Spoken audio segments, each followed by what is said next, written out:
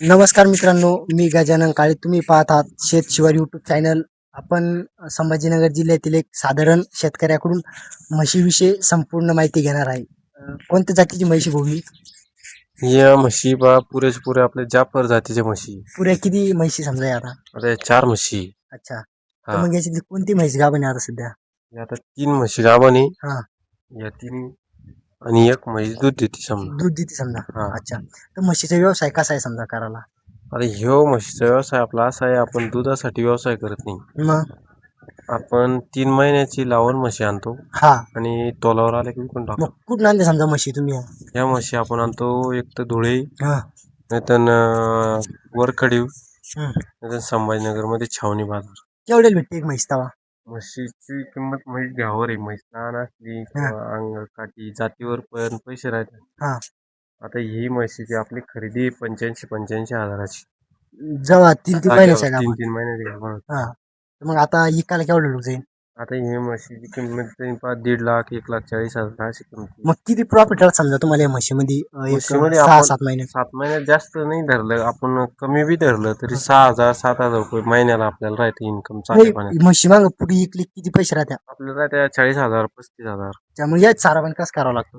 चारा पाणी आपण गावान केलेली हा, चाऱ्याची कुट्टी भरून ठेवलेली आहे तिथे. हा. आणि 17-18 टिरपा आपण कुट्टी भरून ठेवली. पुन्हा आपल्याकडे कांडी गवत आहे. किती वर्षापासून करता तुम्ही हा व्यवसाय आता? 3-4 वर्षापासून करतो आपण. मग तुम्ही जंदेल म्हशी सांभाळत नाही का? नाही. जंदेल दूध व्यवसाय नाही दुधाचा करत? व्यवसाय करत नाही, कारण आपल्याकडे दुधाला भाव कमी आहे. खेडेगावामध्ये दुधाचा भाव कमी राहतो हा, आणि दुधाला पाहिजे तेवढी मागणी राहत नाही खेडेगावात. अच्छा. हा, आणि त्यामुळे आपण ते व्यवसाय दुधाचा करत नाही. कसं आहे, तुम्ही घरी बी ठेवत मग दुधासाठी? एक म्हैस आपली कंटिन्यू दुधासाठी राहते ती घरच्यासाठी. कोणत्या जातीची आहे घरच्यासाठी? ती पण जाफरची.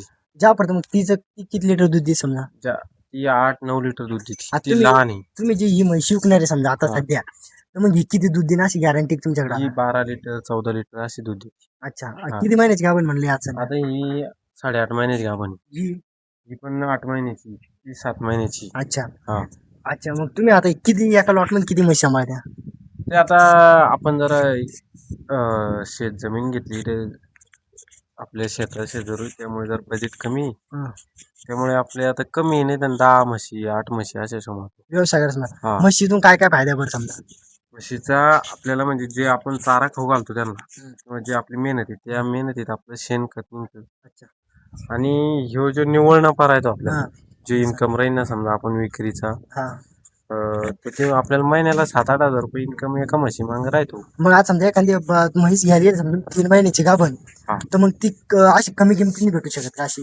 नाही, 50 म्हैस 55 कमी अशी? किमतीची जर घेतली ना आपण, हा. तर तिची मग आपल्याला प्रॉफिट बी कमीच राहते. अच्छा, म्हणजे जेवढी जादा घेतली तेवढं हा, प्रॉफिट जशी जादा. म्हैस मोठी चांगली तशी किंमत जास्त. मग आता म्हशीलीकडे वातावरण मानवतं तुमच्याकडं? हा हा, हे आपले जे जाफराबादी ज्या म्हशी राहत्या ना, हा, त्या आपल्या वातावरणात लगेच शूट होतात. सुटून जात. हा, इकडल्या ते जे घोडेगावकडल्या जे म्हशी त्या आपल्याकडे लवकर सूट होत नाही. मग आता या लॉटमध्ये किती म्हशी आणली तुम्ही? आपण 4 आणल्या आता. हे व्यवसाय किती वर्षापासून करते म्हणून तुम्ही? 3-4 वर्षापासून. अच्छा, 3-4. हा. मग आता यायला एक टाइम काय आहे सकाळी खायला? आपण 3 टाइम चारा टाकतो फक्त यांना. हा, एक टाइम सकाळी, हा, सकाळी उठून शेणपाणी वगैरे केलं, हा, झाडझूड केली की एकदा चारा टाकतो. हा, लगेच पाणी गिनी पाजून दुपारा एकदा टाकतो, हा.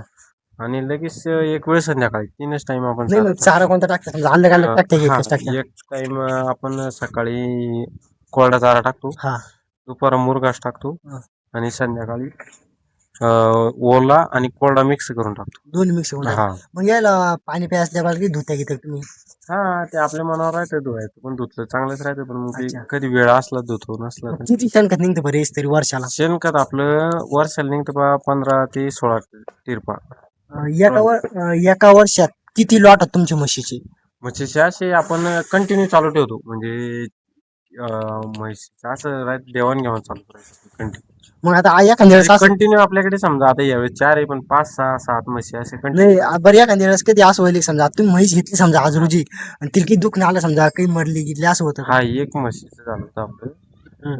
तिच्या लघवीतून रक्त येत होतं. मग मग ती म्हैस समजा आपल्याला ते तिनं पिल्लू पण कवळच फेकून दिलं बाहेर. गाबर्डी समजा. गाभडी, आणि ती म्हैस आपल्याला मग कमी, म्हणजे कमी किमतीत विकावं लागली. मग गाईचा गाईमध्ये प्रॉफिट ज्यादा निघतो का म्हशीमध्ये निघतो? नाही, गाईचं कसं असतं, हम्म. म्हशी लवकर बिमार पडत नाही. हा. म्हशीला आजार कमी हा. राहतात. जरा गाईचं पण व्यवसाय केलेला आहे आपण हा. दुधाचा. पण ते दुधाला इकडे भाव कमी राहतो खेडेगावात, त्यामुळे दुधाचा व्यवसाय आपल्याला परवडत नाही. अच्छा. त्यामुळे आपण म्हशीचा मग तुम्ही शेतकऱ्याला काय सांगितलं, समजा कोणाला जर म्हशी विकत लागल्या किंवा कोणाला म्हशीचा व्यवसाय करायला आणलं, मग तो शेतकरी कसा करू शकतो? त्यांचं चाऱ्याचं आणि राहण्याचं नियोजन व्यवस्थित पाहिजे. मग समजा चारा पाणी. मग आता मला सांगा याला हा. म्हशीमध्ये किती बाय कितीची जागा लागते, समजा 10 म्हशीला? आता आपले हे जे म्हशी हे 10 म्हशीचं जर नियोजन केलं ना, हा. 40 बाय 16चं शेड आहे आपलं हे. 40 बाय 16. 16. हा. आता याच्यात आपण एक साईड गोबं केलेलं आहे हा. आणि एक साईड माती. आता ह्या हा. गावाने ना आपण दोन्ही साईड पण बांधतो. बरोबर. एक साईड आपण समजा सकाळी गोब्यावर राहत्या दिवसभर आणि पलीकडल्या साईडनं रात्रीच्या मातीवर राहत्या. ऐका, आता कोणचं म्हणणे, समजा आता ही म्हशी आपण ज्या याच्यावर बांधतो या गोब्यावर, हा. तर ते जे गुडघे सोलत्या काही आजारी पडतात, मग हे खरं आहे का? नाही होतं ते, पण ज्या लोकांचे कंटिन्यू गोब्यावर राहत्या हा. त्या जनावरांना तकलीफ होते. हा. आपलं कसं असतं, आपण सोडबांध करतो. एक साईड म्हणजे एक 6-7 घंटेच गोब्यावर राहत्या, नंतर मातीवर राहत्या आपल्या म्हशी. अच्छा. हा. मातीवर राहते. म्हणजे याचं एका वर्षात किती शेणखत निघतं बरं? तुम्हाला किती शेणखत शेणखताचं किती प्रॉफिट, शेणखत तुम्ही विकत्या का नेमकं नाही, का? आपल्याकडे घरी शेती भरपूर आहे, त्यामुळे आपण घरीच वापरतो. पण मग मळी वगैरे विकत आणल्यापेक्षा आहे ना, आपलं शेणखत असं आपण वावरात बनवतो. किती शेणखतातून किती फायदा होतो तरी सांग तुमचा अंदाज? फायदा म्हणजे बराच. आता तुम्ही विचार करा, मळी 2,000 रुपये टन. हा. तर आपल्याला जर कधी वर्षाला 10-12 टन बी घ्यायची असली हम्म. तर 25-26 हजार रुपये लागतात. तर मग तर आपलं जवळपास शेणखतच 50,000चं उत्पन्न. एका वर्षात किती लॉट होते समजा म्हशीचे? का वर्षात एक हा, कस करते? नाही, वर्षात 4-5 लॉट होते आपले. कस 4-5 कस काय होतात? तुम्ही तर आता 3 हे महिन्याच गाभण आणता ना. हा, तर मग आपण कंटिन्यू चालू ठेवतो हा व्यवसाय. कंटिन्यू कसा, हे जे एक काठी आणत नाही ना आपण. न. म्हैस विक्री झाली की लगेच दुसरी म्हैस टाकतो.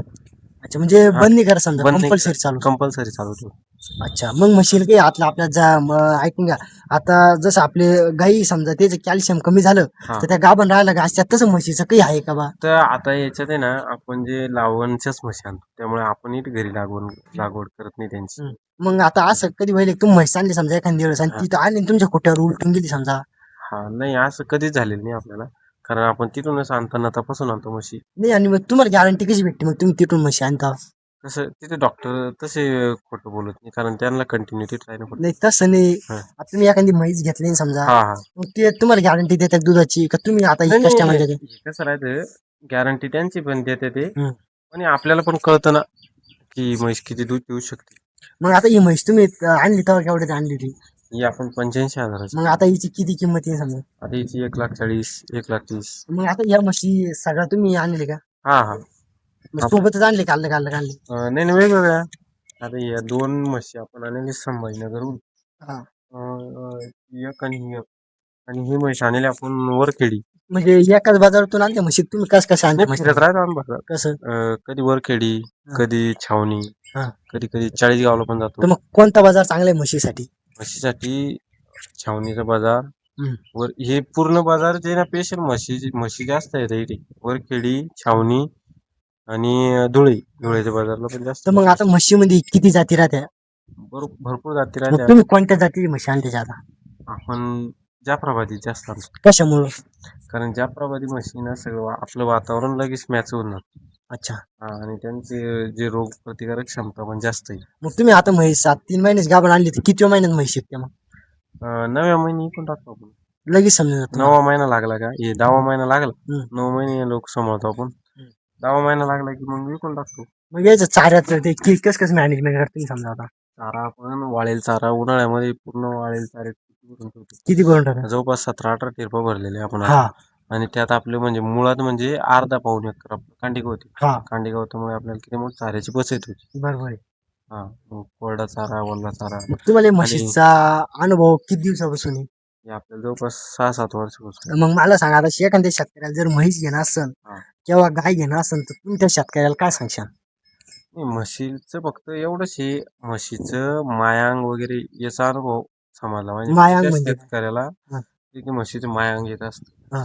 ते मायांग येणं हे समजलं पाहिजे शेतकऱ्याला. मायांगाची लक्षणं दिसत्या, तर ज्याला जास्त अनुभव आहे त्याला लगेच कळतं या म्हशी मायांग येते का नाही येते. आणि मला सांगा आता हं, शेतकऱ्याची म्हशी घ्यायच्या टायमाला हं. खरेदीमध्ये किंवा विक्रीमध्ये कशी फसवणूक केली जाते? हां, तर बाजारामध्ये बऱ्याच वेळेस नवीन जे शेतकरी राहत्या, हा, त्याची फसवणूक होत असते. कशी? म्हशीमध्ये आता बऱ्याच लोकांचे आता बऱ्याच समजा आमच्या बरोबरच्या काही लोकांनी म्हशी आणल्या होत्या. समजा त्या काही म्हशी चारा खात नाही. हा.